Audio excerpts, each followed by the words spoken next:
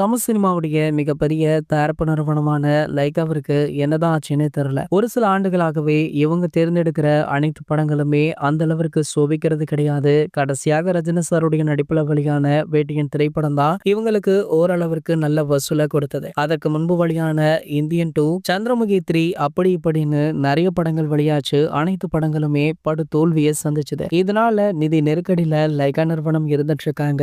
அவங்க பெரிதுமே நம்பி இருந்தது நம்ம அதிர்ஷ்டருடைய விடாமுயற்சி திரைப்படம் தான். ஆனால் அந்த படத்திற்குமே ஒரு சில சிக்கல்கள் வந்தது. பொங்கலுக்கு ரிலீஸ் ஆகும் அப்படின்னு அறிவிச்சுட்டு பின்னர் ரிலீஸ் ஆகும் அப்படின்ற அறிவிப்ப நியூ இயர்ல வெளியிட்டுட்டாங்க. இதனால விடாமுயற்சி திரைப்படம் எப்போது வெளியாகும் அப்படின்னு ரசிகர்கள் சமூக வலைதளங்கள்ல கேட்டுக்கொண்டுமே இருக்காங்க. இந்த நிலையில பாத்தீங்கன்னா நம்ம அதிர்ஷ்டர் மீண்டும் ஒரு படத்தை லைகாவிற்கு கொடுத்திருக்காரா. சோ காரணம் என்ன அப்படின்றது தெரியல. இந்த படத்துல அதிர்ஷ்டர் மட்டுமல்ல சூப்பர் ஸ்டார் ரஜினிகாந்த் அவர்களுமே இணைந்துள்ளதாக செய்திகளுமே கிடைச்சிருக்கு. சோ விட்ட பணத்தை இந்த படத்தை வைத்து பிடிக்கலாம் அப்படின்னு லைக்கா பிளான் போட்டுட்டாங்களா என்னன்னு தெரியல. சோ இந்த படத்துடைய காஸ்ட் அண்ட் க்ரூவே மிக பிரம்மாண்டமாக அமைஞ்சிருக்கு. சோ கண்டிப்பாக படத்துடைய பட்ஜெட்டுமே அதிகமாக இருக்கும் அப்படின்னு சொல்லப்படுது. மேலும் பாத்தீங்கன்னா இந்த படத்தை நம்ம அட்லி தான் இயக்க போறார் அப்படின்ற பேச்சுவார்த்தைகள் போயிட்டு இருக்கு. இதற்கான அதிகாரப்பூர்வ அறிவிப்பு கூடிய விரைவிலேயே வெளியாக இருக்கா. இது போன்ற சினிமா செய்திகளை பத்தி நீங்க உடனே தெரிஞ்சுக்க நம்மளுடைய சினிமா கொட்டா அப்படின்ற நம்ம சேனலை சப்ஸ்கிரைப் பண்ணிக்கோங்க.